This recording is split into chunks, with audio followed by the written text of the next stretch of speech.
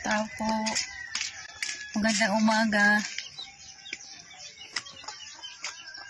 Saan po yung tao dito?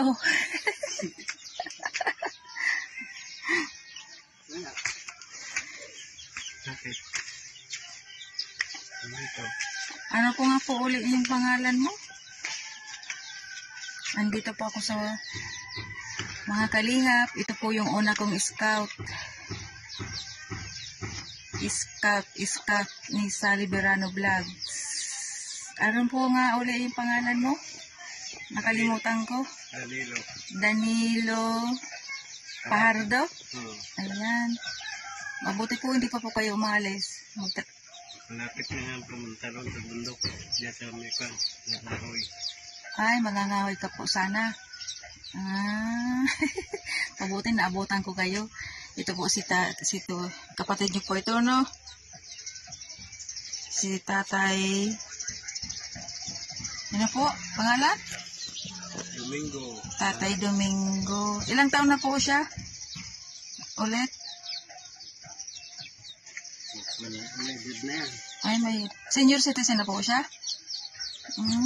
Senior citizen na. Siguro mga 60 ka na po, Tatay Domingo? May 60 ka na? Meron na. Hindi na po siya nakakapagsalita? Puro tango lang. Ay, puro tango na lang. Na-stroke po siya. Pero nakakalakad pa po siya. Nakakalakad naman. Pagka hindi kayang kuha, napapasanin na ikakarga sa motor na pagkahon. Ay. Pinuntahan ko ito na nga. Pero may alalay ganon. Nakaalalay sa kanya. Kakarga, pag sumahod dito, ikakarga sa kolong-kolong. Pinausap ko na nga yung kakupan ng sweldo niya. O ano sabi? Yung kapatid ng may-ari nitong bahay, kinausap ko na. Sa kwan lang yung sahod nito. Ang alam ko kasi sa Lunes na. Ay, madarating na yung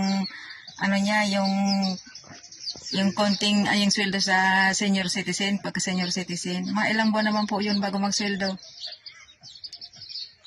Kasi naka-dalawang yata na silang kwan dito eh. Dalawang sahod na yata eh. Mabuti naman at meron si tatay na pang araw-araw na gastusin. Kaya lang medyo matagal bago dumating yung yung sweldo. Eh, kwan yata yun eh. Yung sale sa nanay ko, kung nakuha lahat sana,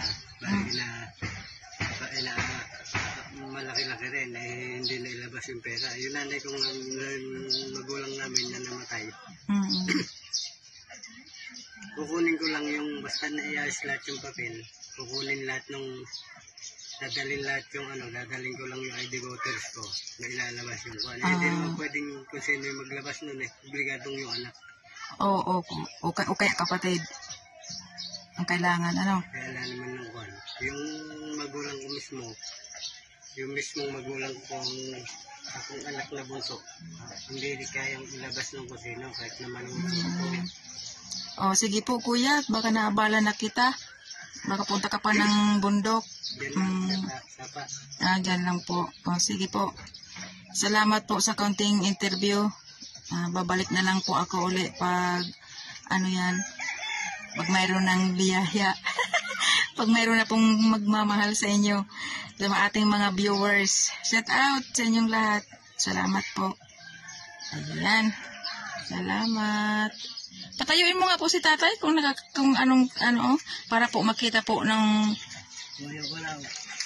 ayan po. Tapos maglalakad po siya. Ganyan na po kayo. Ay, ganyan. Inaalalayan nyo na lang po. Pag halimbawa papasok kayo doon sa loob. Hindi, pumapasok mag-isa. Ay, nakakapasok naman po siya mag-isa. Kaya lang babalansin. Balanse lang. Kailangan doon pantay yung tapa. Kasi pagka hindi diretso higa. Pagka hindi niya kayang sige po. Salamat. Ito po si Tatay Domingo. May karamdaman po. Na-stroke po siya. Matagal na daw po. Ilang taon na po si Tatay Domingo, Kuya Danilo? na. Pero may edad na rin yan. Ay, may edad na po. Senior citizen na po siya, kuya. Ito po mga kalingap. May na-scout po tayo dito sa Barangay San Felipe. Ito po yung kalagayan nilang magkapatid po kayo, di ba? Ay, opo. Dito. Ako mas bata. Ikaw yung bunso. Ito po mga kalingap. Tingnan nyo po yung kalagayan nilang magkapatid. Yung bahay nila. Bahay nyo po ito, tatay. Kuya. Yung bahay nila, kwento, andun yung bahay ko sarili. Ito bahay lang nila. Ayaw nila paalis dito yung kwan. Ay, ibig mo sabihin nakikitira lang po dito. Oo. Nasaan po yung may-ari nito, kuya?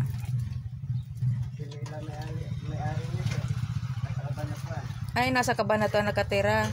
Mabuti po pinatira po kayo dito. Ayaw nila ipaalis din yan. Ako nga gusto ko ilipat doon sa bahay ko. Ayaw masakit. Itong lang matanda ayaw umalis. Ayaw umalis po.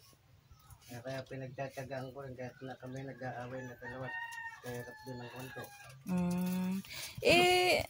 Okay na po yun kahit dito lang po muna kayo. At least magkasama kayong dalawa. At least magkasama kayo ni Tatay Domingo.